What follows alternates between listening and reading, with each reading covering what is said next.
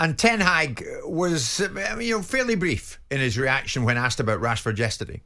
He has taken responsibility, and for the rest it's internal matter. Case closed. Let's focus on the game and let's move on. I think the statement is clear, and we have to focus on winning football games. In football you need discipline, and that is on the pitch, but also off the pitch, because also there is a line between. So, and every player knows this, every professional knows this, what is required. So Rashford knows where he stands. Does he? Well, I'm sure he knew he stood before. I mean, I listened to some tripe this morning from John O'Shea on the Breakfast Show talking about he made a mistake. You didn't make a mistake. Making a mistake is looking the wrong way when you cross the road. Making a choice, this kind of rubbish that gets trotted out by people, and people go, oh yeah, it's a mistake. It's not a mistake. It was a conscious decision that you thought you could make. Why did you think you could make that? Why did you think you could go out on the lash until whatever time you thought that, and then come back in and not be fit for work the next morning? Where did that come from? Now, you could ask the same question about Jack Grealish. Did he not understand who he was playing for? But Marcus Rashford's been in that football club for 7 years.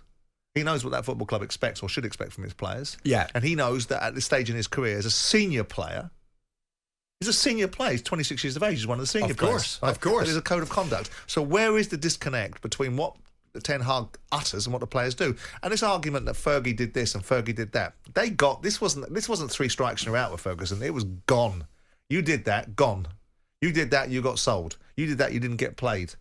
What we've got in this moment in time, you did that on the pitch, you don't get a constant. Danny Murphy makes it regularly. Where are these players that think they don't have to track back? This is a choice that's being made by players on the field that somehow think they've got a debate going on in their minds with the manager. Well, Sancho thinks he's entitled to an apology from the manager. God's sakes. On Rashford, actually, and maybe few people expected him to go further, but Ten Hag actually did. First of all, the players on this level has to manage themselves, and that is what you can demand from the player. And a player has to know what is good and what is no good. And when you want to play top football, it demands a certain way of life. What are we talking about? We are talking top football players. I don't have to educate them anymore. Not when you are playing for Man United. I mean, you say we're still not too sure what Ten Hag is. I think we know what he is. But he's right? But these players aren't Mensa candidates. They need to be given clear, specific and explicit understanding. You live in football. Anyone that's been around football and inside football knows that football survives and thrives on a liberty culture. Whether people like to hear that or not, it happens to be a fact. People get away with things. Oh, as long as he plays all right, it'll be okay. As long as this happens, it'll be okay. When really and truly you build a culture out of people having substance and knowing what they're supposed to do and when they're supposed to do it, and not believing that they have a choice. Not because they're children, not because people are land barons that are people that can make people jump high, and how high should they jump should be the opportunity for the owner to tell you. This is about basic fundamentals. You give these kids far too much money, you give them far too much cachet and kudos. They don't merit half the time. You've got grown men singing the names of 17-year-old kids, media fawning over them, building up into heroes, people being judged like Carl Walker by people in broadcast studios saying he's a role model when he's not a role model, he's a bloody footballer, and all he should be doing is doing his job properly. His private life is his own. Right?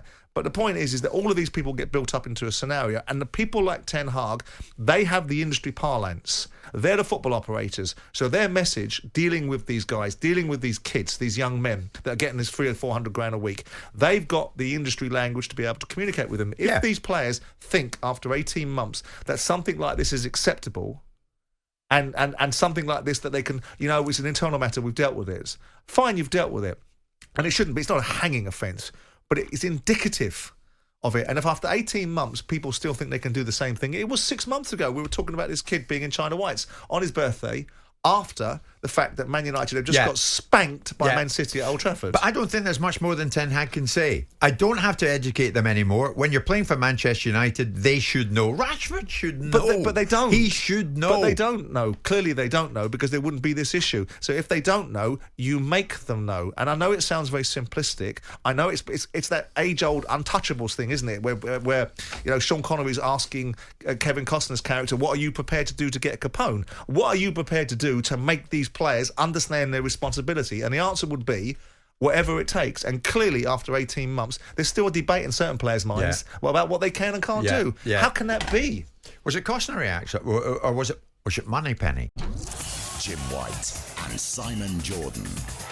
Monday to Friday mornings from 10 on AM, on DAB, via the talkSPORT app and on your smart speaker. talkSPORT.